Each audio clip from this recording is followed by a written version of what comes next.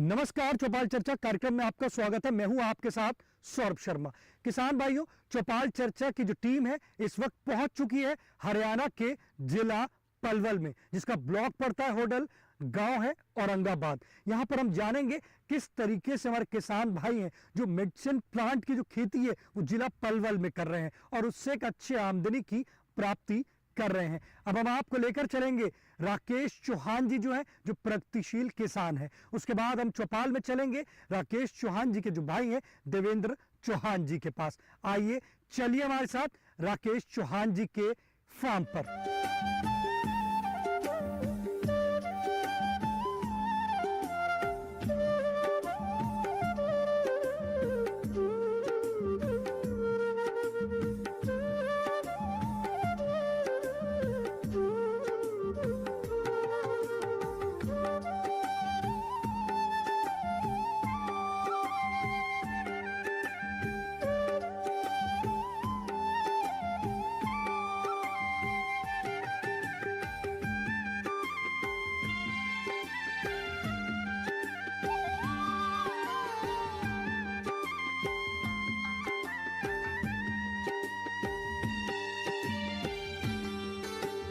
जैसे कि हमने आपको कहा था कि हम आपको प्रगतिशील किसान राकेश चौहान जी के पास लेकर चलेंगे।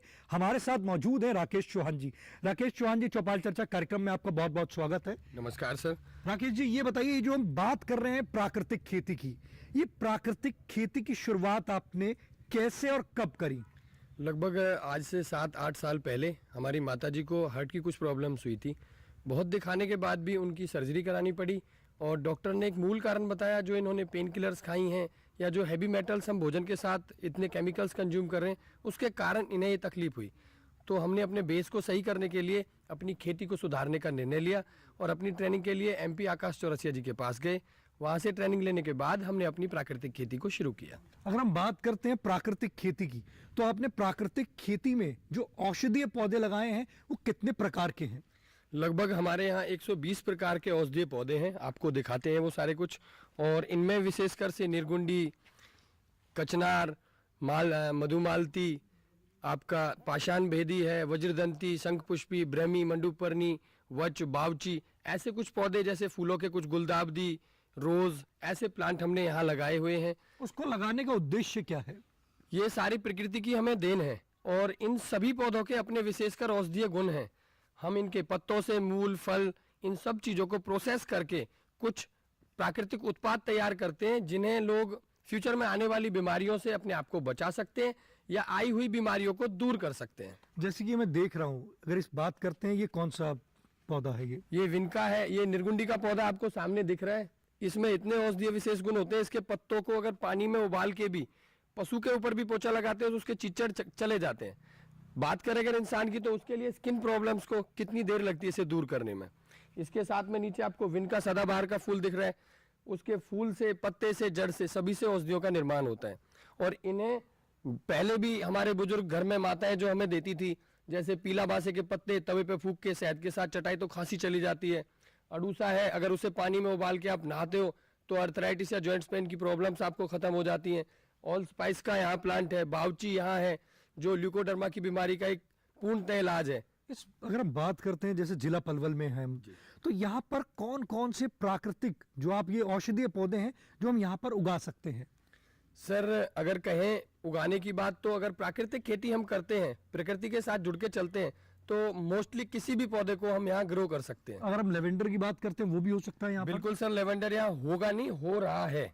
आपके सामने यहाँ लेवेंडर है और उसकी पत्तियां, उसके फूल हम यहाँ उपयोग में लाते हैं। तो लेवेंडर को तो बहुत ज्यादा ठंडा क्लाइमेट चाहिए होता है, उसको कैसे आप मेंटेन करते हैं? सर, क्लाइमेट की बात कहें तो हमें अपनी भूमि को सुधारना होगा। अगर भूमि में ताकत है, फर्टिलिटी है, तो वो हर पेड़ को यहाँ ग्रो कर सकती है। हमने यहाँ केदार, वन तुलसी जैसे हैं, ऐसे भी पौधे उगाए हुए हैं, वरुण, कपूर, कपूर कचरी, तो ऐसे भी पौधे यहाँ हैं जो यहाँ नहीं उगते। जो आप ये कर रहे हैं औषधि पौधे, उनका प्रसंस्करण भी करते हैं? बिल्कुल करते हैं सर, हम यहाँ औषधीय पौधों को प्रोसेस करके उनसे बायो प्रोडक्ट्स तैयार करते हैं। आइए हम आपका प्रसंस्करण यूनिट देखना चाहते हैं। बिल्कुल सर, आइए।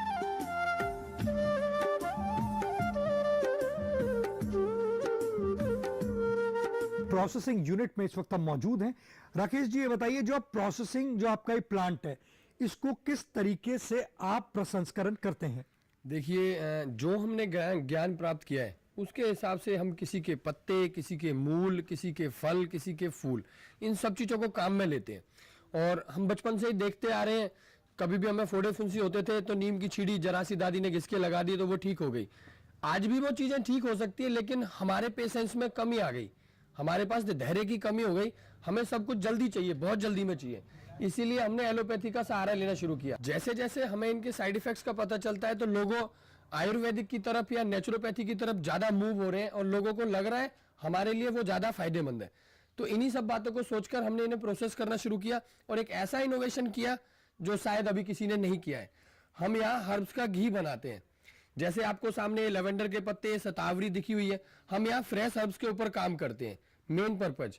दूसरा, आपको यहाँ ये अड़ूसे के फूल दिख रहे हैं, इसके आगे ये हरी मिर्ची, ताजी हरी मिर्ची और ताजी इमली को पिसाई करके उसकी भावना लगाई और इसका पाउडर करके हम इसे रख देंगे। लगभग ये 4 साल तक खराब नहीं होगा। हम नेचुरल नैनो टेक्नोलॉजी से इन्हें विदाउट प्रिजर्वेटिव के प्रिजर्व करते हैं। अब जैसे ये कोकोनट देख रहा हूँ, नारियल, इसका क्या करते हैं आप? सर, हमने इसे कद्दूकस करके सुखाने के लिए रखा है। धूप में नहीं, हम इसे छाया में सुखाएंगे और फिर इससे ऑयल प्राप्त करेंगे। जो खली इसकी बचती है, जिसे वेस्ट हम कहते हैं, उसे हम यूज करेंगे अपने बायो प्रोडक्ट्स में भी, क्योंकि प्रकृति का सारा वेस्ट हम काम में लेते हैं। इसके आगे हमने ये लेमन टी अभी अंडर प्रोसेस है, अभी आपको जो पिलाई गई थी, बस इसमें से 1/4 चम्मच को 1 कप पानी में बॉईल करना होता है। मीठे के लिए स्वाद में आप गुड़, खांड, शहद कुछ भी डाल सकते हो, बस थोड़ा सा चीनी से बचें, क्योंकि चीनी में बहुत से नकारात्मक या पॉइजन होता है जो नुकसानदायक बहुत ज्यादा है। क्योंकि जब से चीनी शुरू हुई है तब से लोगों में विशेषकर दिमागी तौर की बीमारियां ज्यादा पनपने लगी। अभी मैं पीछे देख रहा हूँ, और प्रसंस्करण आप ये क्या कर रहे हैं? देखिए, हम जो आपने बना रखा है, हम पहले एंजाइम्स बनाते हैं और इन एंजाइम्स को बनने में लगभग 3 से 6 महीने का वक्त लगता है। फिर इन एंजाइम्स को प्रोसेस करते हैं। इन्हें 14 से 28 दिन हांडियों में गर्म किया जाता है। डेली दिन में लगभग 3 से 4 बार इनके अंदर रई की जाती है। ये वही रई है जो बचपन से हम अपने घरों में दूध से घी निकालने में यूज करते आ रहे हैं। और दूध से घी निकालना नेचुरल नैनो टेक्नोलॉजी का एक एग्जाम्पल भी है, जो हर किसी इंसान ने किया, देखा है और उसे यूज भी कर रहे हैं। हम भी यहाँ रही चला के हांडियों में फिर उनके अंदर कुछ दूध, नारियल का दूध, गाय का दूध और कुछ ऑयल्स ऐड करते हैं। लगभग 28 दिन गर्म करने के बाद इनके ऊपर एक सीरम की लेयर होती है। हम उसे कलेक्ट करते हैं, फिर उसे शोधित करते हैं और उसके बाद उसे एप्लीकेशन के लिए भेज देते हैं। ये बताइए, जब आपने प्रसंस्करण कर लिया, प्रसंस्करण करने के बाद आप मार्केटिंग तक कैसे अपने उत्पादों को बेचते हैं? सर, अगर आपको बता दूं तो बहुत ज्यादा बल्क में बना पाना इन्हें बड़ा मुश्किल है। इन्हें बल्क में बनाने के लिए लगभग हमें 3 महीने पहले से तैयारी करनी होती है। हमारे यहाँ जो लोग आते हैं उन्हें हम सेवा करते हैं, तो उसी सेवा के माध्यम में हमें यहाँ लगभग 100 से 50 से 100 लोग रोज आ जाते हैं, तो उतना ही हम बना पाते हैं जो उनकी सेवा में हम लगा सकें। कि हम इसके साथ साथ हमने एक वेलनेस सेंटर भी बनाया हुआ है जो बिल्कुल बेम्बू हाउस है, नेचुरल हाउस है, और यहाँ एक मसाज जैसे थेरेपी हम लोगों को देते हैं। और लगभग slip disc, thyroid, high blood pressure, ऐसी बहुत ब्लॉकेज, ऐसी बहुत सी बीमारियों को ठीक किया गया है बिना किसी दवा के, ओनली ऑन बायो प्रोडक्ट से। और ये ऐसे बायो प्रोडक्ट्स हैं 6 महीने से 100 साल तक कोई भी इन्हें यूज कर सकता है, दिन में 10 बार भी इन्हें यूज कर सकता है। कोई साइड इफेक्ट या कोई टॉक्सिन इनके अंदर नहीं है। सब कुछ नेचुरल प्राकृतिक खेती से उगाया गया और प्राकृतिक तरीके से तैयार किया गया। ये बताइए, प्राकृतिक खेती कर ली, आपको लगता है कि प्राकृतिक खेती से आपके जीवन में एक बहुत बड़ा बदलाव आया है? जी, प्राकृतिक खेती से हमारे जीवन में बहुत बड़ा बदलाव आया है। एक तो हमारे घर में बीमारियों का रेशो बिल्कुल लगभग 10% रह गया। पहले जो बच्चों में बीमारियां देखने को मिलती थी, आज वो नहीं मिलती। पहले आमदनी कितनी थी आपकी? पहले आमदनी का देखें तो पहले आमदनी से ज्यादा तो हम उस आमदनी को प्राप्त करने के लिए खर्चा कर देते थे, खाद के ऊपर, दवाइयों के ऊपर, कीटनाशक, फर्टिलाइजर, उनके ऊपर जो खर्च कर देते। लेकिन अभी जो हम कर रहे हैं उसके लिए हमें कोई खर्चा नहीं करना पड़ता। बस प्रकृति के द्वारा दिए गए जो हमें वस्तुएं उत्पाद हैं उन्हीं से हम अपने प्रोडक्ट्स बनाते हैं। फर्टिलाइजर हो या कोई पेस्टिसाइड हो, छाछ से, नीम की पत्तियों से, जैसे आप जीवामृत, वृक्षामृत, बीजामृत, दशपर्णी अर्क, नीमास्त्र, अग्नियास्त्र, ब्रह्मास्त्र, ऐसे विशेषकर बहुत से 52 प्रकार से ज्यादा के खाद हम यहाँ तैयार करते हैं। अब आपकी आमदनी कितनी है सालाना? लगभग एक साल की आमदनी का कहें तो लगभग 20 से 25 लाख रुपए। और पहले कितनी थी सालाना? पहले लगभग 8 से 10 लाख रुपए। देखिए, जहां पहले सालाना 8 से 10 लाख कमाते थे, आज की बात करते हैं तो प्राकृतिक खेती से 20 से 25 लाख सालाना कमा रहे हैं। किसान भाइयों, आप भी प्राकृतिक खेती करें, प्राकृतिक खेती करके प्रसंस्करण करें तो आपकी भी आमदनी दोगुनी से ज्यादा होगी, आप भी इससे अच्छे लाभ की प्राप्ति कर पाएंगे। आइए राकेश जी, चलते हैं चौपाल में। जैसे कि हमने आपको कहा था कि हम आपको चौपाल पर लेकर चलेंगे। हमारी जो चौपाल है वो सज चुकी है। जोरदार तालियों के साथ कार्यक्रम की शुरुआत करते हैं। आपको बता दें, आज हम बात करेंगे प्राकृतिक खेती के बारे में। हमारे बीच में कृषि विभाग के अधिकारी मौजूद हैं, आइए जानते हैं। जी आप बताएं, प्राकृतिक खेती क्या है? प्राकृतिक खेती एक ऐसी खेती है जिसमें प्रकृति के साथ सामंजस्य बनाकर हमको खेती करनी होती है। आज से लगभग 60-70 साल पहले इसी खेती को हमारे बड़े बुजुर्ग करते आ रहे थे, लेकिन कुछ परिस्थितियां ऐसी बदली कि हमें आहार श्रृंखला में अपने आप को सपोर्ट करने वाले उत्पादों की आवश्यकता पड़ी। उस कड़ी में हमने रासायनिकों का इस्तेमाल किया और उस रासायनों के इस्तेमाल के कारण जो हमने उत्पादन अपना पैदा किया है, अब हमारे भंडार भर चुके हैं, लेकिन जो भंडार में हमारे पास रखा हुआ है अन्न, वो इतना क्वालिटी प्रोडक्ट नहीं है जिससे कि हमारे स्वास्थ्य को कोई नुकसान ना हो। तो हमारा आज जो प्राकृतिक खेती का जो मुख्य उद्देश्य है वो अपने स्वास्थ्य को बनाए रखने के लिए और प्रकृति के साथ सामंजस्य बनाते हुए खेती करने का है।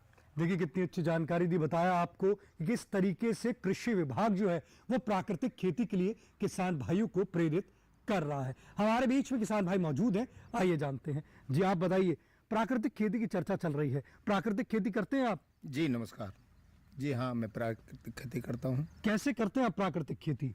जी, हमारे राकेश भाई हैं, इन्होंने हमको सजेस्ट किया, समझाया, तो हमने लगभग 3 साल से प्रोसेसिंग में हैं। फ़िलहाल हम 1 एकड़ में ही प्राकृतिक खेती कर रहे हैं, जिसमें सब्जियां का उत्पादन हम कर रहे हैं और उसका हमने खुद एक्सपेरिमेंट किया है, देखा है जो उसका उत्पाद है, जो उसकी सब्ज़ी है, उसकी गुणवत्ता में और जो मार्केट से जो सब्जियां जो आ रही हैं उसकी गुणवत्ता में काफ़ी फ़र्क है। और मैं ज़्यादा नहीं जानता, मैंने तो अपना एक अनुभव करके देखा है कि मैं जब अपने खेत में जाता हूँ तो वो मिट्टी से जो खुशबू आती है वो एक अलग तरीके की होती है। और साइड में ही जो हमारा दूसरा खेत है जिसमें हम रसायन डालते हैं, उसमें वो खुशबू नहीं आती है। इसकी प्रेरणा कहाँ से मिली आपको प्राकृतिक खेती की? प्राकृतिक खेती की प्रेरणा मेरे को मिली थी जी। मैं एक अपना गेहूँ को लैब टेस्ट के लिए लेके गया था, ऐसे ही जानकारी के लिए। तो जब मैंने लैब टेस्ट उसका कराया था तो उसमें उस गेहूं की जो गुणवत्ता आई थी वो कहने का मतलब खाने योग्य नहीं था। तो खाने योग्य नहीं था तो मैंने फिर कोशिश की, मैं एमपी से गेहूं 8 से 8 साल पहले से एमपी से गेहूं लाना शुरू किया और उसका ही मैं अपने घर में सेवन करता था। उससे फिर मेरे को लगा, मैंने अपने छोटे भाई को समझाया और धीरे धीरे हम इसमें एडजस्ट करने की कोशिश कर रहे हैं। कितने समय से कर रहे हैं आप? हमको 3 साल कंप्लीट हो गया। लगा कुछ बदलाव हुआ? प्राकृतिक खेती पहले करते थे, मतलब पहले रासायनिक खेती करते थे, जी जी जी, अब प्राकृतिक कर रहे हैं, कुछ बदलाव महसूस कर रहे हैं आप? हाँ हाँ, बदलाव महसूस कर रहे हैं जी। क्या बदलाव आपने महसूस किया? इसमें सबसे बड़ी दिक्कत तो यहाँ आती है कि जैसे ही हम अपने ज़मीन का नेचर चेंज करते हैं तो 2 साल के समथिंग उसमें की जो डाइट है वो हम देना बंद कर देते हैं, तो दूसरे जैविक में जब लाते हैं तो उत्पाद में बहुत बड़ी कमी आती है। तो उसमें क्या है कि हमको लगता है कि ये लॉस का काम है, या बाकी हमने नहीं छोड़ा, कंटिन्यू रखा है। और लगभग राकेश जी को दिखाया, अब हमारा जो 1 एकड़ है उसका नेचर लगभग चेंज हो गया है। आमदनी बढ़ गई? जी जी जी, इससे आमदनी बढ़ जी गई। जी जी। देखिए, किसान भाई कह रहे हैं प्राकृतिक खेती करें, प्राकृतिक खेती जो लाभकारी है उससे आपकी आमदनी जो है वो भी बढ़ेगी। चौपाल चर्चा कार्यक्रम में वक्त हो चुका एक छोटे से ब्रेक का। ब्रेक के बाद जानेंगे प्राकृतिक खेती से और भी लाभ।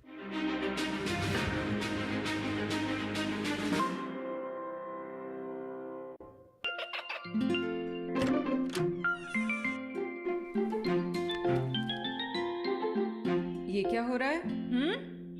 काशवी, इतने कम मार्क्स? काशू, बेटा पढ़ा करो। पढ़ोगी नहीं तो आगे कैसे बढ़ोगी? मम्मा, मैं भी तो आपसे यही कहना चाहती हूँ, पढ़ा करो। आप पढ़ोगे नहीं तो आगे कैसे बढ़ोगे? मतलब? वो देखो। सिर्फ बैक पर छपा ऑर्गेनिक नहीं, ऑर्गेनिक का निशान पहचानिए। पीजीएस ऑर्गेनिक का ये लोगो उन किसानों की पहचान है जो आज भी परंपरागत विधि से रसायन मुक्त खेती कर आपके लिए शुद्ध फसल उपजा रहे हैं। अब समझे मम्मा, अगर मैं प्योर ऑर्गेनिक फूड नहीं खाऊंगी तो अच्छे मार्क्स कहाँ से लाऊंगी? अच्छा बच्चियों, जैविक खेती की इस मुहिम को आगे बढ़ाइए, शुद्ध ऑर्गेनिक अपनाइए।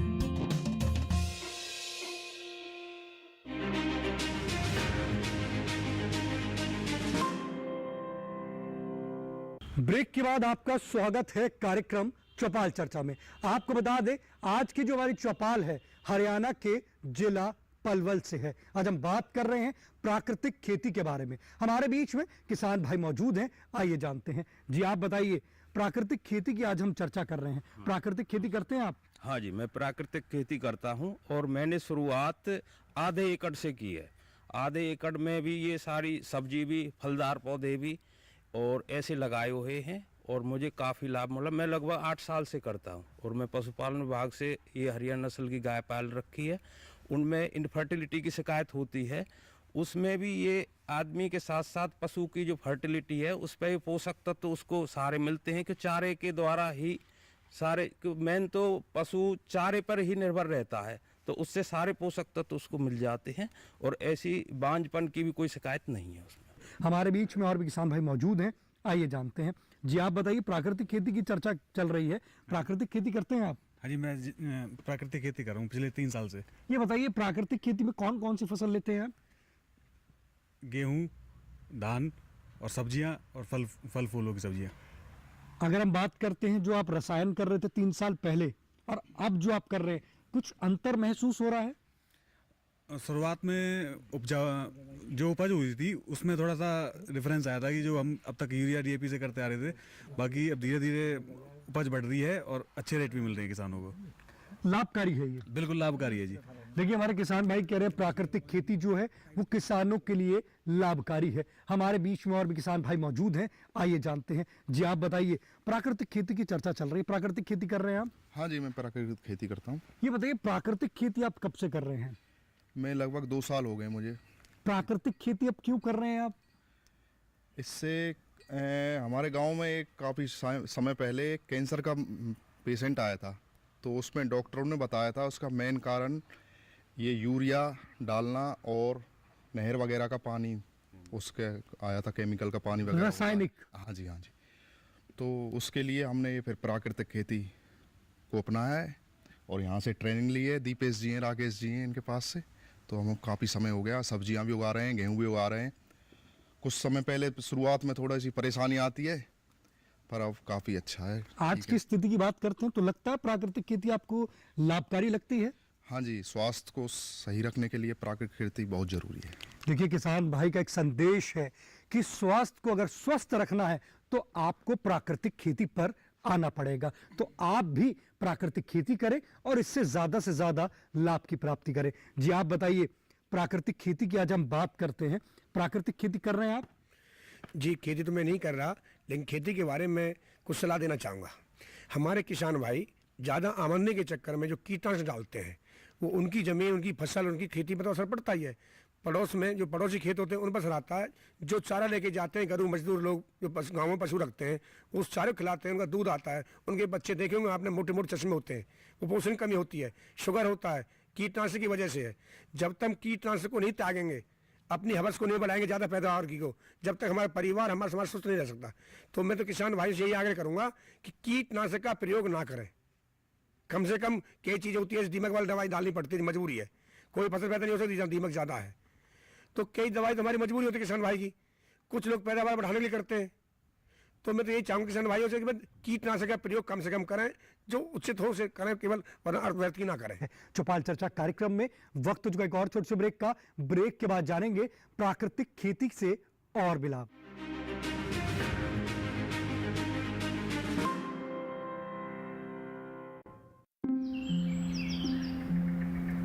अरे अरे अरे अरे, क्या कर रहा है? इधर इधर इधर, हम बोल रहे हैं तेरे बीजू का। पुतला बोल रहा है? हाँ, पक्षियों से तो हम खेत को बचा लेते हैं, पर इन घातक रसायनों से कैसे बचाएं? मतलब? देख बेटा, तू जो ये अंधाधुंध रसायन मिलाता है ना, मिट्टी की सेहत बिगड़ने लगी है। और जब माटी ही कमजोर पड़ जाएगी तो उपज कैसे सेहतमंद होगी? हाँ? अरे पहले ऐसा नहीं था। पूछना अपने बड़े बुजुर्गों से, कैसे फसल लहलहाती थी, शुद्धता झलकती थी। हाँ, माटी भी तंदुरुस्त और लोग भी। अरे अब पहली वाली बात कहाँ? पर अब तो सब यही डाले हैं। सब नहीं, आज भी लाखों जागरूक किसान परंपरागत विधि से फसल उगा रहे हैं। खर्चा कम और उपज की कीमत भी बेहतर पा रहे हैं। ठीक है भाई, मैं भी आज से जैविक खेती शुरू करूंगा। माटी से प्रेम की परंपरा है परंपरागत खेती।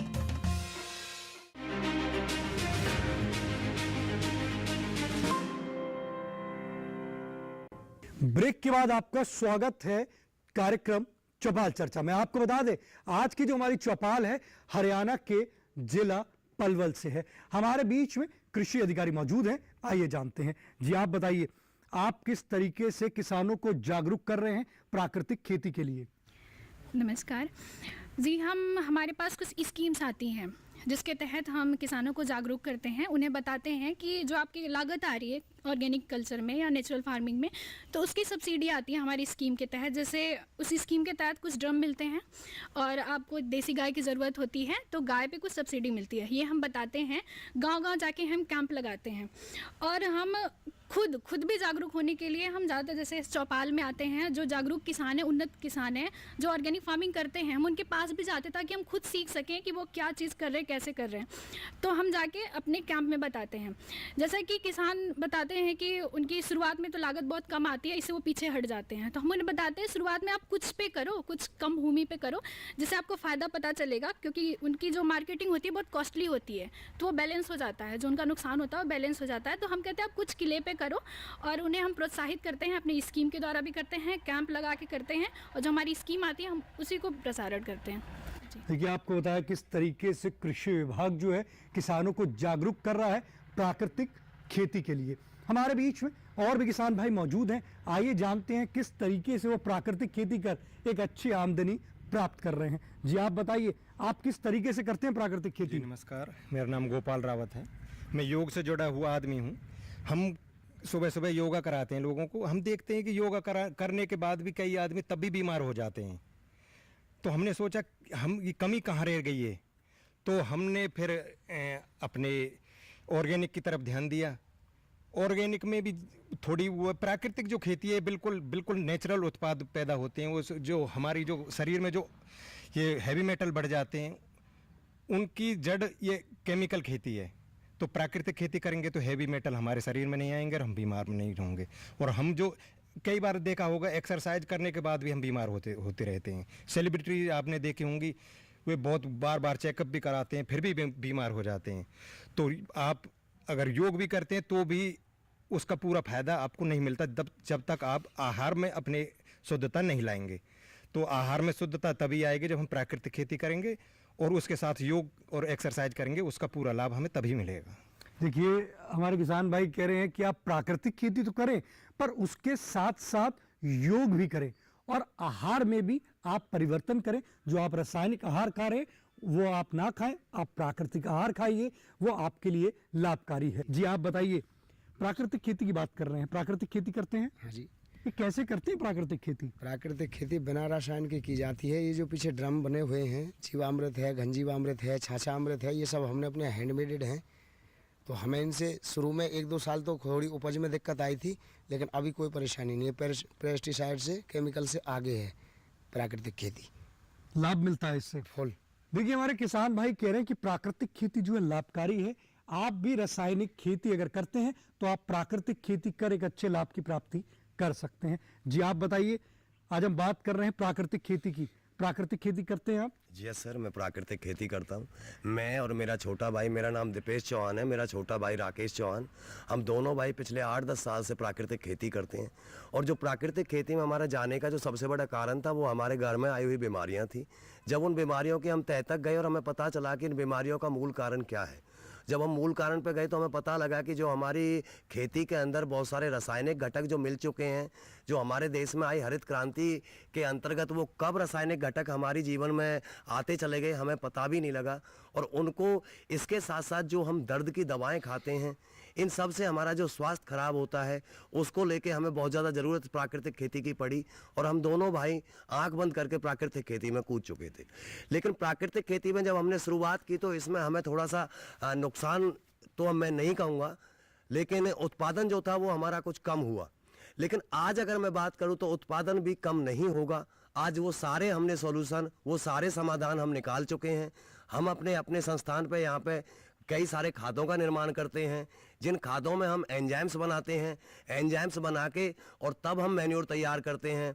प्राकृतिक खेती में जो आपकी कमी आती है, अगर 20% आपका उत्पादन कम आ रहा है तो आप घर का रेशो देखेंगे कि आपकी जो बीमारियों का रेशो है वो 80% कम आ रहा है। तो आपको प्राकृतिक खेती में बिल्कुल भी 1% कोई नुकसान नहीं है। और जो समस्याएं बार बार किसानों के सामने आई कि भाई किसान हमारा जो उत्पादन कम होता है, अगर विधिवत तरीके से किसान प्राकृतिक खेती करता है, प्राकृतिक खेती को किसान को जाने समझे, और वो प्राकृतिक खेती हम जो कर रहे हैं, जो परंपरागत खेती जो पुराने हमारे बुजुर्गों की खेती थी, ये कोई नई टेक्निक, कोई इजरायली टेक्निक या किसी और देश की विकसित की हुई टेक्निक नहीं है। ये प्राकृतिक खेती हमारे बुजुर्गों की बहुत पुराने समय से की जा रही खेती थी। लेकिन आपने देखा कि जब हमारे देश आज़ाद हुआ, सेकंड जो हमारा वर्ल्ड वार हुआ था, जब द्वितीय विश्व युद्ध हुआ, तो हमारे देश के सामने समस्या सबसे बड़ी थी कि हमारा जो अन्न उत्पादन की थी। अब उस उत्पादन को देखते हुए रासायनिक घटक हमारे साथ शामिल हो गए। हमारे बुजुर्गों की जो ये खेती थी, इसके पीछे रहने का सबसे जो मोटा कारण रह गया था, उस टाइम पे हमारे बुजुर्गों के पास ना तो संसाधन थे, ना उनके पास में इतनी जानकारियां थी। तो इस वजह से ये खेती का जो पीछे रहने का सबसे बड़े कारण रहा।